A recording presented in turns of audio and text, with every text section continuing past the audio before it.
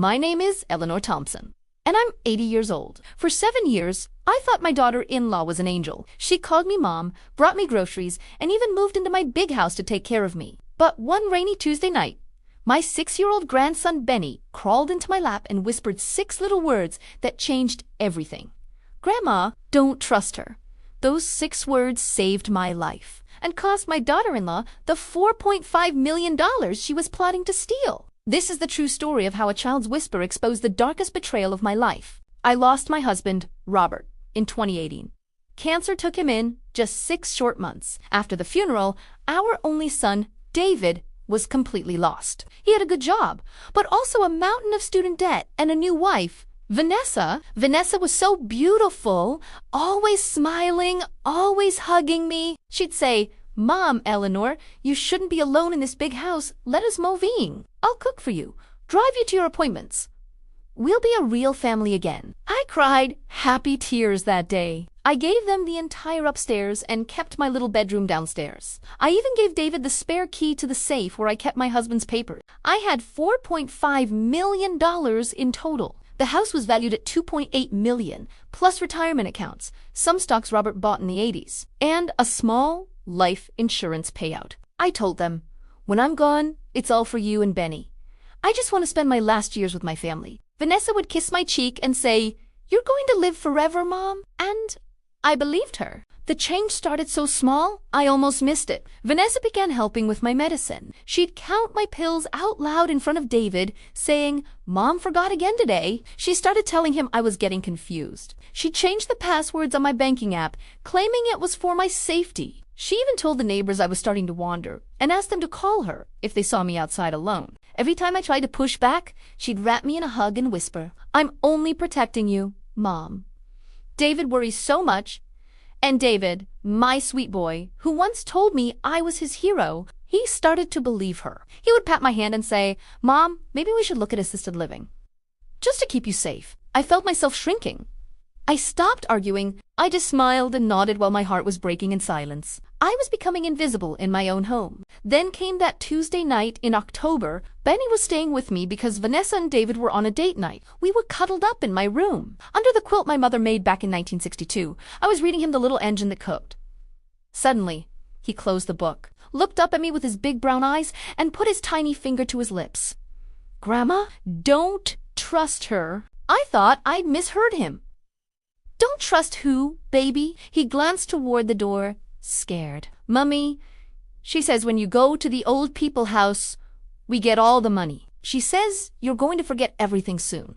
She already has the papers ready." My blood ran cold.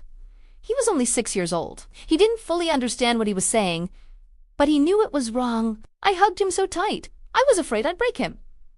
"Thank you, my brave boy. Grandma hears you." That night, I couldn't sleep. I waited until 3 in the morning when the house was completely quiet, and I did something I had never done before. I called my old friend, Judge Harold Reynolds. He's retired now, but still sharp as a tack at 84. I told him everything. He said 3 words, "Change your will tonight." The very next morning, I told Vanessa I wanted to freshen up my paperwork. She smiled like a cat that had finally caught the mouse. I went to my lawyer's office alone. I changed everything. The house, the stocks, the retirement accounts, all of it went into an irrevocable trust for Benny. He gets it when he turns 25. As for David and Vanessa, they each get $1. I also added a special clause. If either of them ever contests the will, they get nothing, and the entire estate goes to a charity for abused elders. Then I did one more thing. I bought a tiny voice-activated recorder and hid it in the living room lamp. For the next 3 weeks, I smiled, I nodded, and I let Vanessa think she had won. It was Thanksgiving of 2025. The whole family was at my table. Turkey, mashed potatoes, the same china my mother used. After dessert, I stood up. Before we clear the plates, I said, "I have something to share." I pressed play on the little recorder hidden in my pocket. Vanessa's voice filled the room. "Once she's in the facility, the house sells in 2 months. We pay off the credit cards, take that vacation to CIBO, and tell everyone she wanted to go. She won't even remember." Then came David's voice. "You're sure she won't fight it?" Vanessa just laughed. "She's 80, and confused. Honey, she already signed the POA papers I put in front of her last month. She thinks it's for the cable bill. The room went dead silent. Vanessa's face turned white as a sheet. I looked straight at my son. David, I changed my will 3 weeks ago. You and Vanessa each get $1. Benny gets everything when he esse 25 if you fight me. The money goes to charity and you get nothing. Vanessa started crying. You can't do this. I took care of you. I answered her softly. No, you took care of my money. My grandson took care of me. David looked over at Benny, who was hiding behind my skirt. Benny said in his little voice, I told Grandma the truth.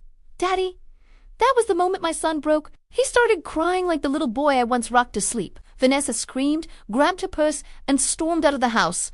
She never came back. David filed for divorce 2 weeks later. Today, I still live in my big old house. Benny comes over every weekend. We read stories, we bake cookies, and he tells me everything. David lives in a small apartment downtown. He visits me twice a month. He's trying to be a better man. And Vanessa, last I heard, she moved back to her mother's house in Ohio. The divorce papers just said irreconcilable differences. I kept my promise. The new will is ironclad. If you're watching this, and your own daughter-in-law makes you feel small, invisible, or confused, I want you to hear me. You are not crazy. You are not a burden. Find one person you can trust. Friend, a lawyer, a grandchild, and speak your truth. A child's whisper can break the biggest lie. You still have power. You still have choices. And you are stronger than they will ever know. Have you lived through a daughter-in-law betrayal? Did a child ever save you? Tell me your story in the comments below. I read every single one. If this story gave you strength, please like, subscribe, and share it with any woman who needs to hear it. And turn on notifications so you never miss another Granny Reel story. God bless you, my dear. Stay safe and stay strong. I love you.